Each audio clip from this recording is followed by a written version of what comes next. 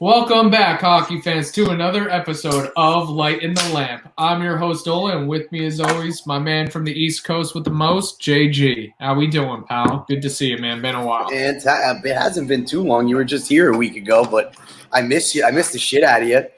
Yeah, it's been a while for the pod, though, man. I mean, we got to obviously cruise around the Dirty Jers a bit and ride once again into the fires, but haven't been on the pod in just a minute here. Very true. Very true. I will give that to you. I miss being on here with my good pal from the West Coast. It's been a while since we've had some hockey talk, and boy, has a whole ton of fucking shit happened, man. Dude, wow. This is probably the greatest. Whirlwind. I don't know about the greatest, but wildest offseason I've ever been alive to see. Like, the amount of contracts and shifts and, like, the musical chairs of players around the league between goaltenders, forwards, superstars. It's been pretty crazy, dude. Like, even, like, you talk about some of the players around the league, like you were saying, Tarasenko out. Nick Foligno just signed, in Boston, right? Like, huge ticket pay for that. I mean, just a lot of players.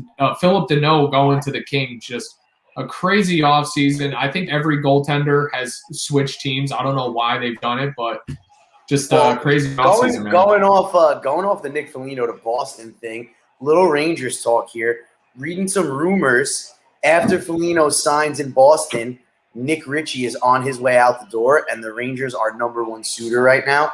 At the right ticket, I love it.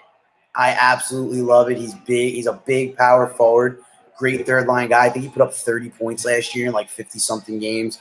And he could throw the mitts. He'll go with the Wilsons of the world, put him on a line with Ryan Reeves, and you throw Goodrow in the middle, or even Kevin Rooney, and you're a different team than you were last year. A couple of guys that can skate and still play, but can actually defend in front of them, can go out and take care of the Tom Wilsons and whoever else thinks they're going to be tough around the Rangers this year. Because let's be honest, the Rangers are looking pretty old school after these roster shakeups. We might as well get into that. Oh my God! I mean, let's really talk first about the Rangers fan base. And I'm gonna be gentle here because I don't want to criticize the fans and especially hopefully the fans of this channel. But people gotta chill the fuck out, man. Like, people are literally talking about how the Rangers are being destroyed, how the entire team's being gutted, how we're moving backwards. And I just don't see it that way. I don't see it at all. I think we are on the up and up. I think we have a good veteran presence coming into the team to match with a lot of these young guys. And I think we're going to be all over it, dude. Lower your TV. Listen, lower your TV. I'm sorry. I was watching an old school hockey game. I didn't realize it was so loud. Watching like Montreal, like 1996, legendary bunch of goons out there. But no, listen, I agree with you 1,000%. Number one Rangers fan who's been ticking me off all week, my dad, not going to lie. The old man is just having a field day. Oh, this fucking team, you're never going to see a Stanley Cup as long as you live. How does that feel? They go backwards. Glenn Sader's fingers are back all over this bullshit. He's going crazy over there. He can't handle himself. And I got to say, that's 90% of the Ranger fans I'm watching right now. And disappointed to say the least. I mean, we all sat in awe when Tom Wilson belittled a New York Rangers team that very well could have been a playoff contender in another division. They're in the play in all the other divisions except their own. They made the playoffs in the third or fourth spot. I mean, they were a very good hockey club last year. You never were going to get out of the first round if you're going to get your best players' heads bounced off the ice and do nothing about it. So, I mean, I sat here on this podcast and screamed, "We need Ryan Reeves." I wake up tomorrow morning and I send a first rounder for Ryan Reeves. I was going bananas. Little crazy. They get a third rounder for him. I mean, you guys, and now all of a sudden the Ranger fans are mad. We were screaming for Ryan Reeves and a bigger, tougher team. We go and we make the moves to become a bigger, tougher team. And you're all mad now. I mean, what did you expect? What did you think we were going to do this offseason here? I get the Buchnevich deal, but you guys got to sit back and realize we didn't have in arbitration. That's a $7 million deal in arbitration. 7 times 3 minimum. 6.5 times 4, 5. Too much money for us to sign Fox, Keandre Miller, Capo Caco, Alex Lafreniere. You got to think of the future here. And to be honest, we're expecting this team to take a step forward with Lafreniere and Caco this year. and there's And no Kravtsov, room. and Adam Fox, and Keandre Miller. Okay, but And I'm talking forwards. Let's finish the conversation about Buchnevich right now. Buchnevich goes to St. Louis, second rounder, and Sammy Blais. Some say Sammy Blais mediocre. To me, high end fourth liner, didn't get a ton of chance to play a lot in St. Louis. Probably going to get some more ice here under Gallant, who loves to roll four lines and goon it up a little bit. I think the kid's pretty good. The Spit and Chicklets boys agree. And, they also agree that, Buchnevich was going to get a ticket and an amount of years that would kind of put a damper in what we're doing. He isn't that young anymore. I mean, he's headed into his late 20s. He peaked last year. Maybe this year and next year you get your very best out of Buchnevich at a high ticket, and St. Louis is going to pay that ticket, not us, and they're paying it for 5 or 6 years. So, you got to think to the future here. yeah, they got him $5.8 million at 4 years, but still, was it 4 or was it 4 or 5? I thought it was 5. 4 years because he got $21.8 million, and okay, so you're a numbers guy. And again, we weren't going to come up with $6 million because we were going to have to beat the offer in years, right? We were going to have to give him 5-6 years. We don't have 5-6 years at $6 million to give Buchnevich, and Rangers fans don't understand. We were either going to go to arbitration and be saddled with a 3 or 4 year contract at probably 6 or 7 million because they were going to round it out to basically the entire league and his stats and where he stood amongst all forwards. Yeah, and let's be honest. Talking about those stats, has he ever had a stat line like last season before? No. Has he? Okay, so these Ranger fans, you want us to jump off a cliff here and spend the ticket 6.5 times 6 for him to stay in New York. And let's be honest, he was very good. He showed flashes of excellence. He had times where he scored close to 20, but he never broke the threshold until last year. Who says he's going to do it again? Dude, to be honest, that money is Mika Zibanejad's money. Like, we're going to need to save it. And if you guys, and a lot of you fans are big on this Eichel trade, I admit I'm interested. I'm not sold, but I'm interested. I'm 50-50 there. But that $6 million is going to Zibanejad and a big contract that's going to come in. They got to re-sign all the rookies basically in the next 2 years. So that's all money everybody's going to get. You're going to tell me if Lafreniere has 50 points this year, they're going to try and sign him to a McKinnon-like deal. So he's still going to get if he puts up 50, he's getting $5 to $6 million the following year because they're going to try and sign him early, do a McKinnon deal. They're going to extend him to like a 7 times 6 like McKinnon got. McKinnon got 9 times 6.3. Best deal in hockey fucking history. And if that's what it turns out to be for Lafreniere, there's the money. There's Buchnevich for the next 3 years. We wouldn't have had that $6 million to give a guy who could potentially be our Nathan McKinnon.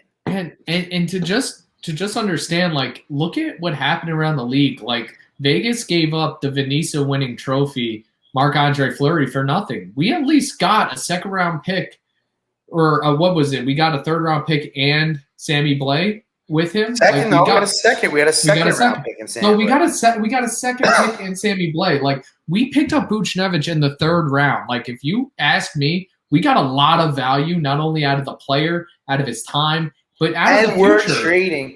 We're also trading picks right now. We're using picks, so we're losing all that shit we built up. We're giving away in these trades. Third rounder for Reeves. Now you recruit the second rounder. These are things that we need. You still want to draft every round. Whether you're doing what the Rangers are doing or not, you still want to try and draft once in every round. Maybe you could skip the first here and there to for the big deal and the trade deadline deal. Fine, but you want to have multiple picks in those second, third, fourth round. Look at the players New York alone has found in the last 6-7 years in the third, fourth, and fifth round. I mean, Anthony Duclair was a third round pick. Exactly. But here's what Jamie Benn, a 5th round pick at the New York Rangers. Anthony Duclair, 20-goal scorer, just signed a multi-year ticket at some point recently. Florida, dude. He just signed it this year. Yeah, exactly. Okay, so finally found his place after scoring 20 in Ottawa, but has always showed he was probably going to be a 20 to 25 goal scorer. Buchnevich, now a 60 to 70 point guy out of the third round. I mean, we got Sean Day, he had exceptional status to get into the OHL at a young age, like the Tavarises of the world. We got him in the third round, and he's like a number 4 guy on our AHL team who could potentially be on the big club in a couple of years and be a stud snagged him out of the third round. I mean, people get drafted in higher rounds, so you do want to recoup these picks. I don't see why it's a big deal. You got a second round pick for something you paid a third round pick for. So Right. I don't know. I think we're on the same page. I think people. I just think he became a fan favorite, and in New York, I love feel him. like I'm upset to see him go. If he would have took a deal, which you got to let him go get his money. If Buchnevich is willing to take 4 at 4.5, well, then he's a New York Ranger. 5 at 4.5, then he's a New York Ranger. I mean, even me, dude. I was actually, if I was going to say a person I'm kind of really sad to see go in this free agency period is Brendan Smith, man. I mean, he was basically replaced by Jared Tenorti and Patrick Nemeth. And Patrick Nemeth. Well, I mean, dude, Jared Tenorti's 6'6" and like 210 pounds. So I mean, he's just a guy that if we need to just be a monster in a game, he's our guy. But I mean, Patrick Nemeth is probably going to hold down the left hand side for Nils Lundqvist. And I mean, I was sad to see him go. He was our Swiss Army knife forward, defenseman, fighter, really just anything we needed him to be. Loved him. Going to see him. Watch everything he does on the Carolina Rangers, him with Brady Shea and Tony D. Now that he's gone out on Carolina, you see him really fitting into that. It's gonna be a 7th round. He's gonna be the 7th defenseman, just like he is. The only thing that does save him is they did lose Dougie Hamilton and Jake Bean, which wow, 2 huge losses. Dude, I mean he's there basically. Anyone goes down, he is a perfect piece to step right in. Experience all over the ice.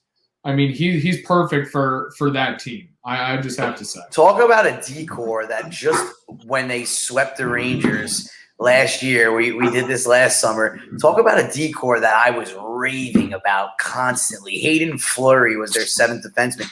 Hayden Fleury gone to Seattle. Seattle Kraken. Jake Bean, Columbus Blue Jackets, 3 years times $6.99 million today. Then you got and then they just lost Dougie Hamilton. What did he get? He got like 7 times 8.5 at the Devils. What a horrible deal for that team.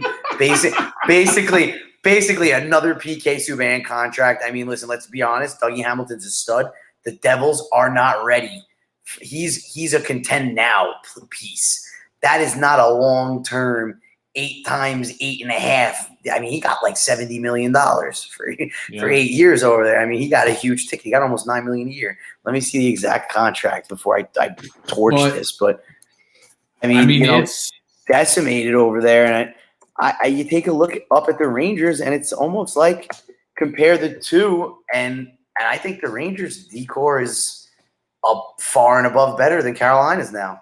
Oh, dude, and I think our prospect pool is just stacked with Braden Schneider, Matt Robinson just waiting in the midst, Zach Jones also. We have 3 defensemen just ready to fucking rock that are all studs. This is the other thing before you guys cut Drury's head off. I mean, he's kept every single prospect. Who have we Every lost? Prospect. We have None.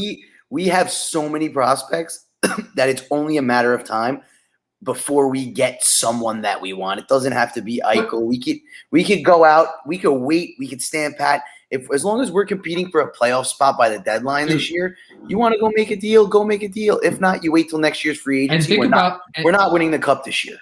And think about this. Like, why not bring in a guy like Patrick Nemeth and Jared Tenorti? So give Robertson, give Schneider, give Zach Jones just another year or two. Stop forcing prospects in before they're ready. Give them some time in the AHL. Let them be studs, and then let them fill in these holes immediately. Let them step into a role right when they're freaking ready. Let's not force it. I mean, no offense. We forced Capo. We forced Lafreniere. I mean, even when we tried to force Kravtsov, dude, he stopped. Obviously he went back to Russia, and look what happened. He came back as a stud once he was ready. I just think we're setting it up. Maybe it's not the full cup run this year, but dude, in 2 years we're going to be in a perfect place, not only cap wise, but prospect wise, pool wise. We're going to have every piece. It's going to be great. So you got. Let me fix this contract here for you. Dougie Hamilton, 7 times 9, $63 million with a $9 million AAV. Oof. I don't know how that contract's dude. loaded. I don't know if it's front loaded, back loaded. I don't know how that works, but that is a monster deal for a guy. Dude, with a flat cap, dude, not against a flat cap. Well, and this is the other thing. That's what I was going to bring up before, and we're just all over the place because there's just so much going on with the Rangers. But the flat cap is a killer, and that Buchnevich deal, the cap is going nowhere for the next 2 years, guaranteed. This year and next year, it's not moving a dollar. Maybe $1 million a year for the next 3 years. You're going to see. You just saved yourself $6 million over those next $18 million over the next 3 years, because we weren't giving him less than 6 times 6.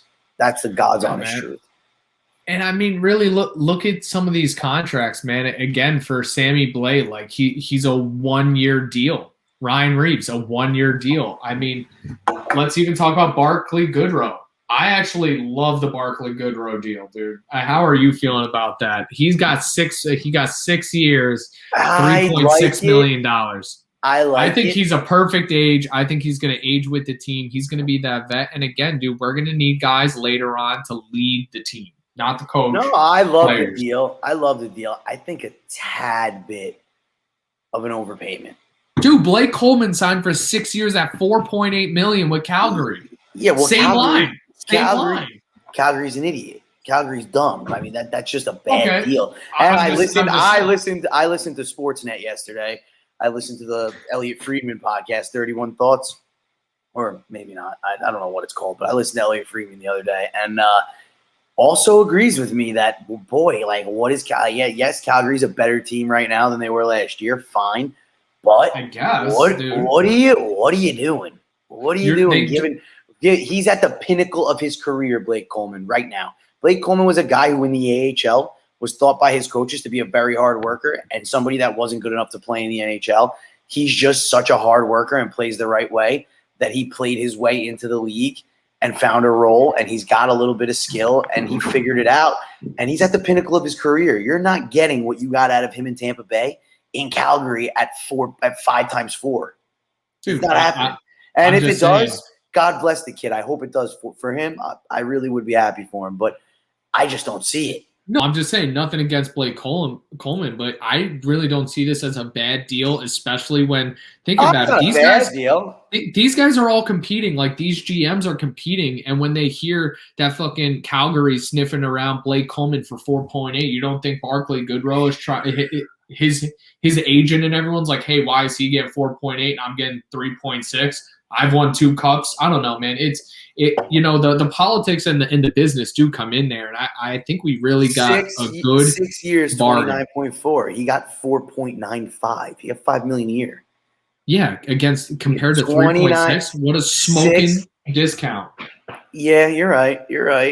Smoking discount for just as good a player. Just as good a player. That's all I'm going to say. Mixes it up, good defensively, and just as hard-nosed. I think Blake Coleman has more of a scoring touch than Goodrow, but that's fine. Is Goodrow a center or a winger? So Goodrow, it plays both, dude. So he had actually a 55% face-off percentage last year, which is better than everybody on the Rangers right now. And I think we brought him in to either be to play wing, but I think to step in on defensive zone, like important. I honestly think that Rooney's going to be a scratch, and I think you're going to see. Zibanejad, Strome, Hedl, and Goodrow down the middle to start the season. Think about a Goodrow, Reeves, Blais line. Yeah, I wish we could have I really wish we could have got. Blackwell back to put on that fucking line, dude. Could you imagine that? Blackwell, fucking Goodrow, and Reeves. That would be unreal. Like, fucking Reeves in front of the net with what Blackwell could do with the puck. You got a good face-off guy in the middle. That might be one of the highest scoring fourth lines in the league. I mean, I'm gonna miss Colin Blackwell. Another. Me too. You really loved him. Oh, bro, he's only a 93. He's only a 93. Goodrow. Yeah, dude, he's 27, 28 years old. Yeah, that's why I said he's the perfect age right now. He's like a Kreider age, and we got him basically at $3.6 million for his big. This is his contract for let's talk about his year, dude. For the rest of his career. I haven't even thought about the fact that I forgot after Kreider got hurt, like that we still even have him. Like, I didn't even think about that. So like getting everybody's flipping out about this whole Buchnevich thing. We have Kreider at $6.5 million. We have Kreider, we have Lafreniere, we have Kakko, we have Kravtsov. Dude, I mean, how many good wingers could you have in your top six? Dude, so your left wingers are Panarin, Kreider, Lafreniere. Your right wingers now are Vitaly Kravtsov, Capo Kakko, Julien Gauthier, and basically Ryan Reeves, and basically wherever we fill in Sammy Blais. You think Gauthier is on the third line this year? Dude, I don't know what's going to happen with Gauthier. I thought he was going to be a trade piece, to be honest. But, I mean, we signed Filipino, and Gauthier didn't go in the expansion draft. I thought he was another thought of the expansion draft that may have gone, and not the pickup. I think Blackwell played too well. I think he played into that expansion draft. I think it was too hard to say no, and especially his performance in the IIHF World Juniors. Not gonna lie, Kid Gauthier's had a tough fucking start to the career. Tough start. He's been passed around. 47 total games played, 2 goals, 9 assists, 11 points, -5, 22 PIMs. Yuck. For a first rounder, 21st pick. Dude, he's Kreider was the 19th pick. Kreider came in like a man on fucking fire. I mean, so wow. We're loaded. We're loaded. Like, what are these people thinking? We're fucking loaded. And I think, and that was kind of another point that Drury made, where he was like, listen, there's only so much salary cap and ice time to go around. Like, we have prospects that need to get in the lineup. We need to have players that have played the game. We can't just like have this hodgepodge team of 4 lines where we're just trying to try things out and try players somewhere. We need to have players with roles on this team. And I think we're starting to see where people are fitting in easily on this team, whereas last year it was just a mix and match of whatever David Quinn was putting together, you know? So right now, look, this lineup is insane. And this is before, like, Daily Faceoff doesn't even know that Ryan Reeves is on the team yet.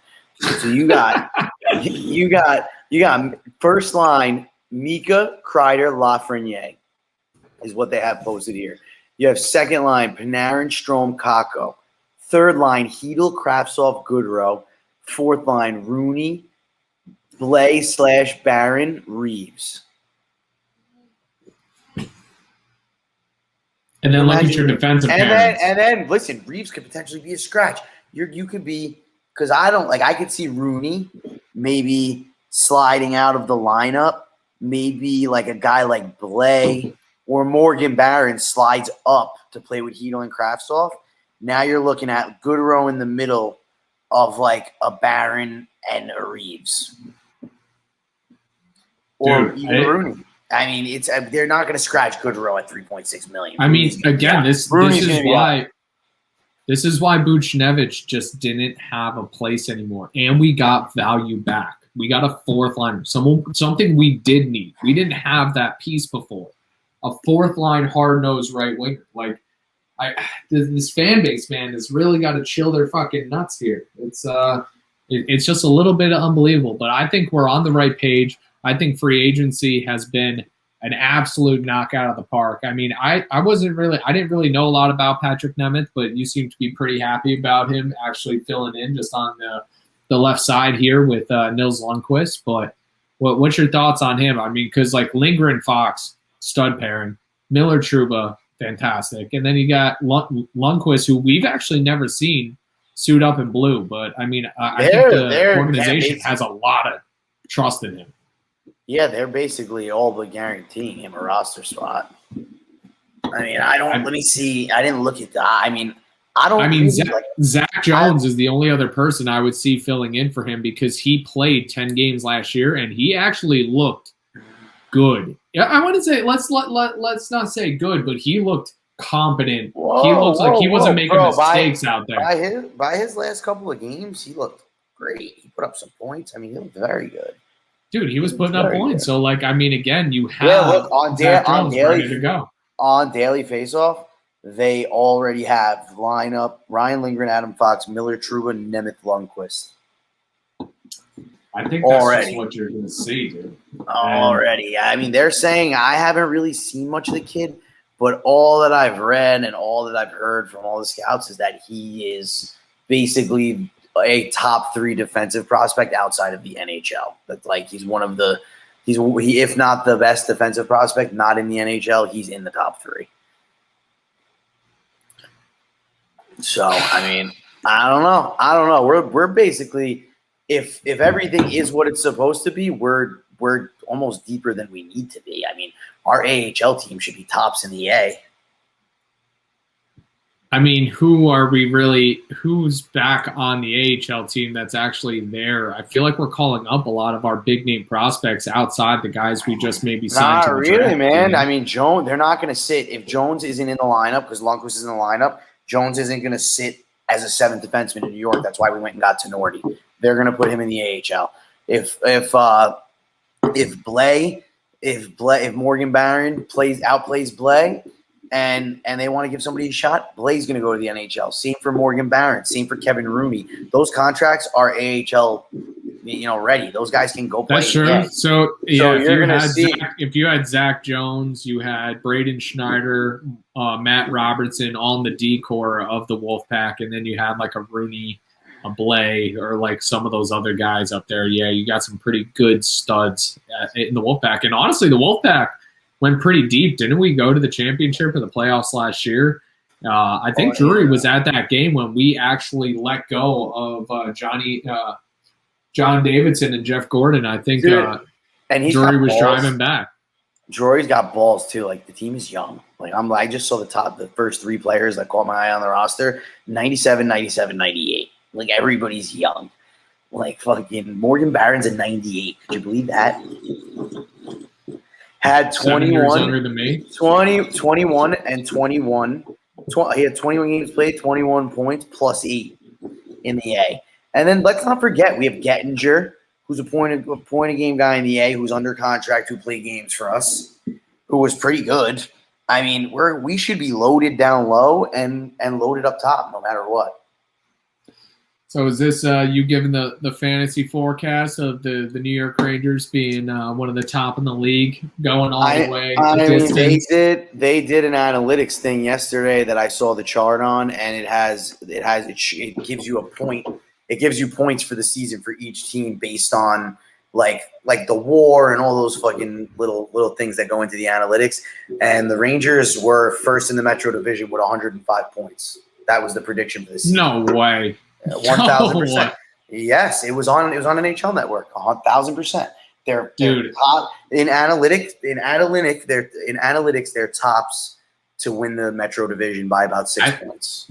Dude, there are some teams that really made some moves, like Philly. Philly made a lot of defensive moves. They did make a lot of defensive moves, but like you don't know what their offense is going to be again. We had a great league and a great division, and I think it's only gotten better, except for Buffalo. They're somehow the only team that are still getting worse. I'm not going to lie. Philly's moves are very good, but I'm not all that impressed. I'm really not. You have a horrible year with your goaltender, so you go get rid of a great backup who can help the kid and actually play steady minutes, and you go sign Martin Jones, who just had the worst 3 years of his career, to back up your 22-year-old goalie who just also had the worst year of his career. Like that, to me, it's just typical Flyers. It's like another shit goaltending situation. And to top it, you did a great job on D. Really, you swapped out Voracek for Atkinson. I mean, let's be honest, Atkinson, great player, love him, in the bottom half of his career. Same as Voracek. It was a swap of 2 guys who hopefully break out after having a couple of tough seasons. No? I mean, I think Voracek's a good player, man. I like him. He's a very good player, and I get the shakeup, but I mean, let's compare here. I mean, come on, they signed Keith Yandel. I mean, they signed Yandel. They signed Rasmus Ristolainen. Or was it Gothisbeer? They actually shipped off Gothisbeer, I'm pretty sure. They got Gostisbehere, and his contract went to Arizona, like everybody else. Yeah, they signed Rasmus Ristolainen, and then daily they signed Ryan Ellis, dude. The Ryan Ellis pickup, Rasmus Ristolainen. So like their D, Travis Sanheim, Rasmus Ristolainen, Ivan Provorov, Ryan Ellis, Justin Braun. Like that's a solid D core for them. And they really haven't given much up front as well. I mean, it's just really that team just needs to come together. I mean, to me, their up front just isn't as impressive. Like Konechny is hit or miss. Had a great season 2 seasons ago. Had a shit season last season. Hayes, obviously love him. Wish he was still a Ranger. Couldn't have that. That would be the ultimate two. Imagine if you had Zibanejad, Hayes, and Strome. Wow, that would be fucking awesome. But you got two centers on that line, man.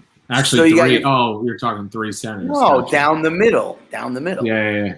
You got Couturier, Giroux, and Atkinson. Giroux declining. Hayes, Farabee, Konechny. Konechny hit or miss. Farabee a stud.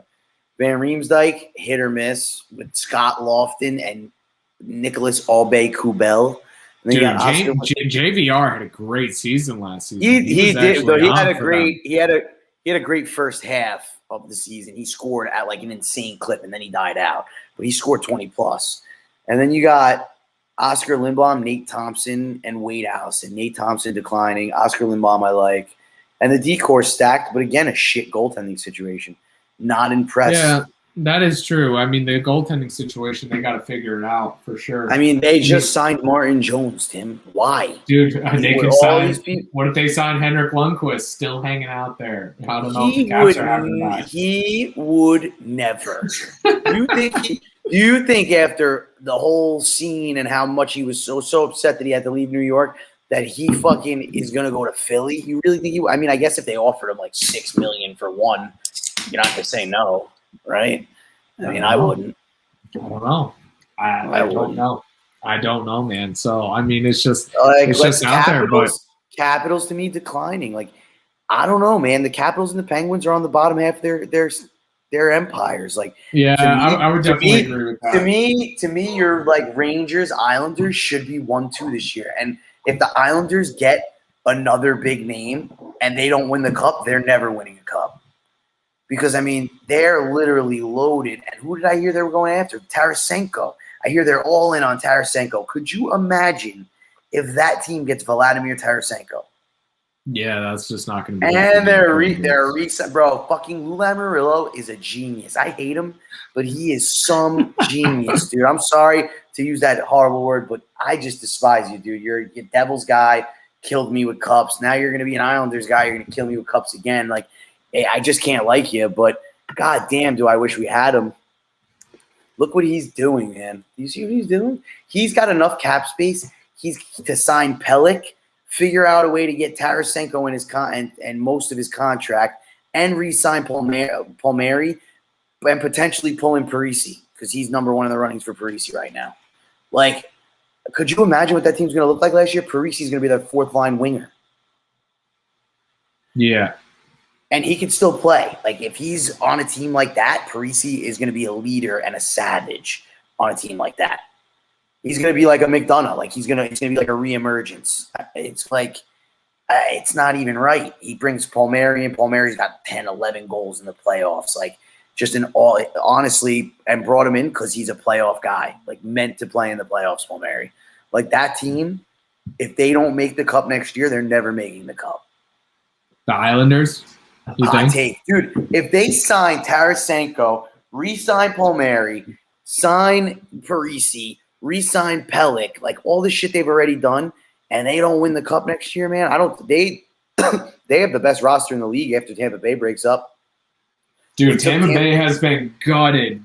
Everybody's been shipped off. It has been it's sad to see that the whole squad. And then I gotta feel bad too that Corey Perry just seems to be following all of the teams that are just close enough. Like, he was on Dallas when Dallas played against Tampa Bay, lost there. Went to Montreal. Montreal versus Tampa Bay, lost there. Now he's on Tampa Bay. Tampa got gutted, but bro, they still have Point. They still have Stamkos. They still have Kucherov. Cirelli. They still have Cirelli. They still have Vasilevsky. I mean, they still have the coaching staff. They still have a lot. They have plenty of guys down low that are ready to play. Bro, this is Tampa Bay. Let's go look at their AHL fucking team. They probably got a kid that's going to come up and put up 60 next year. It happens all the time. Yanni Gord, Anthony Cirelli. These kids play on the Syracuse Crunch, and then they come out of nowhere. Tyler Johnson, Andre Palat. Like, for fucking 10 years, they bring guys up that are nobody, point-a-game guys in the A, and they come up and put up a point-a-game in the NHL. Yeah.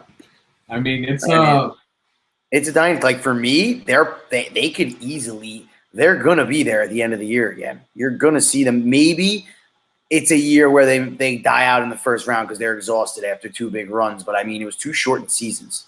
So, let's see. Who's the next guy? Who's the next guy on the Syracuse Crunch? Syracuse Crunch elite. I'm just saying, if I'm looking at the divisions right now. To me, in our division, it's New York, top 2. That's my honest opinion. If I really see it, I see them this year. I feel like Washington really hasn't done anything.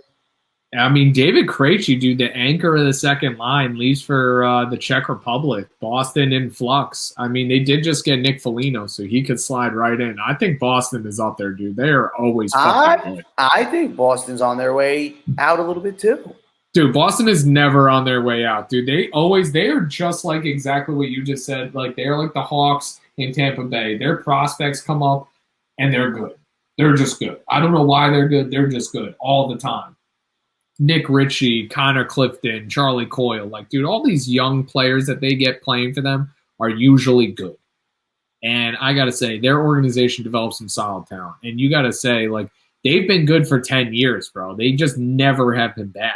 Like, they know how to build an organization. Let's just say that.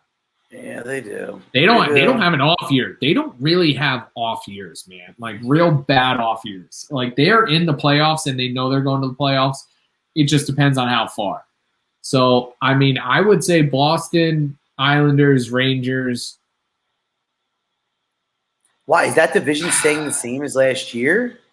Yeah, dude. Oh, yeah. Why? They're not thought it is. No, I don't think so, dude. It's going back to the Metropolitan again. 82-game season. They're going to have the Atlantic, the Metro. It's going to be fucking I'm almost positive that's not happening. Oh, no. Oh, wow. The Metro, yeah. Caps, Pittsburgh, Philly, Rangers, Islanders, Jersey, Columbus, Carolina. Dude, Carolina is going to be a tough fucking team. Yeah. They're not going out. So, for me, top 4 in that division, for me, is Islanders, Rangers / Carolina, and then Washington. I don't even think Pittsburgh is going to be up this year. I really think they're falling apart. I do. I mean, obviously you can't count out Crosby ever, but I just don't. I mean, Mike Sullivan too is a great coach here too. So I mean, yeah, I get it, but I mean, dude, they're on the back. They're on the back 9. Malkin is constantly fucking hurt. I mean, their decor is kind of depleted. They got rid of a lot of picks over the last years, obviously trying to win. They've been quiet this free agency period. They don't have all the teams. They've been quiet. Yeah, well, you want to know why? Because their cap space has been annihilated for the last 3 or 4 years. Yeah, trying to win some more cups, dude. They've been trying to go after it a little bit. Grabbing the Zuckers and all that, and like just deals that haven't panned out. I just feel like they're the odd man out. And after checking out Washington's roster, I mean, Hagelin's the 4th line left wing. So, like, if you got Hagelin on your 4th line with that speed, like, you got to be pretty deep. So, I mean, maybe Washington's going to be a little bit of a threat as usual, but I just don't think Pittsburgh is what they are. You can write off the Devils, and then, I mean, yeah, I don't even know about Columbus. I mean, Columbus is done for, dude. Their decor is pretty solid. I mean, Seth Jones is gone now. No Jones, no Werenski. They just signed Werenski to a big ticket. But they got Jones and they got Werenski, and they signed Jake Bean to a big ticket. And Jake Bean's a stud. Yeah, but dude, getting rid of Seth Jones. Yeah, absolutely. But you got rid of Seth Jones and you brought in Jake Bean right away. Saved $2 million on the cap on top. And Seth Jones is very good, but he hasn't been very good in Columbus. I mean, he was a first overall pick, and he wanted huge money. And I think his last 2 seasons, he had like 30 points, and he got $8 million. I mean, I know he brings more to the table than that, but just like Trouba, for me, if you're getting paid that ticket, you better do it all, and you better put up 50. Yeah, I guess. That's it. What do you mean? I think about the contracts, the guys who got in those contracts. Erik Karlsson, Brent Burns. I mean, obviously Erik Karlsson. Victor Hedman. Yeah, John Victor Carlson. Hedman. John Carlson. Those guys are getting $8.5 million, and they're putting up 70 points, and there's a bunch of them. I mean, Tony D. Tony D got 1 times 1, and he's going to go down to Carolina and put up 60. Probably. He's always good in his first year. He's always great in his bro, first year. He was good with us in his he wasn't in the lineup because everything going on. But I got to be honest, I feel like he basically got pushed out of the Rangers organization. Like that, even all his teammates came out and publicly said like he was a good guy and they really liked him. Like the whole team's not going to do that. Like if it's not true, somebody's going to come out and be like, nah, fuck that. He's a piece of shit. I mean, there's 25 guys on the team. You're going to tell me one guy's not going to say, fuck that, I'm not lying. He's a piece of shit. They all came out, and they all came out and defended him. Every single one. Keandre Miller was the biggest one. It's over. He's gone. He's on Carolina now. He's in the division. We're going to play him. The Rangers could have kept their mouths shut about that with the players all saying the good things they said about him. Think about the return you could have got for Tony D. If you would have just kept your mouth shut and not made a huge scene about a couple of words said between a goalie and a defenseman after a bad loss. Like, leave it alone and say nothing. Now Tony D with 53 points after that season, Tony D, we could have probably got a first-round pick and a roster player. No? 55-point defenseman? We'll never know. Never know. We will never know. So we'll never know. But I mean, that's really it. I guess for Rangers. I mean, still 41 minutes of just a little bit of league talk and Rangers free agency. But I mean, again, this has been the wildest free agency since I've been alive. And just like a lot going on just around the league, the hustles, the shuffles, and just even what the Rangers are doing. But I'm excited about it. I think we're going to be looking like a different team with a different pulse, different energy, and a different goal. And I'm really excited about next year. I mean, honestly, the one thing I just won't be able to stand is if we come out flat like we have the last 2 years. We're going to basically win 15 games and lose 15 games for the start of the season and then be chasing playoffs for the second half of the season. I can't stand that. I can't stand that, you know? So that's the only thing I don't want. It's the only thing. Me. Hopefully we could get off to one of those 10. Remember back with the Zuccarello teams and dude, we were running for the President's Trophy. 10-0 to start this season, 10-1, 11-1, just like come out fire, and those were the best years, man. And still didn't get to win a cup, so they weren't that great. Still didn't get to win a cup, but hopefully, hopefully that's going to change here shortly. So. But great episode of Lighting the Lamp here, JG. Loved it. Loved talking about free agency. I know fans, if you're out there, hopefully you've enjoyed this video to the bitter end here and stuck around with us. But please like, subscribe, share, follow, comment, and just kind of give us a jab. Even we're looking to get engaged with you all more often and just keep putting out some more content. But JG, loved being on with you today and. Hopefully we'll come back with some more content about the draft and, even just as we get going here in terms of more trades and stuff going on in free agency. There you go. Maybe some big stuff to go for the Rangers here still. A great episode, and we'll be back with you soon, fans. All right. Well, you take it easy, JG. Take it easy, fans, and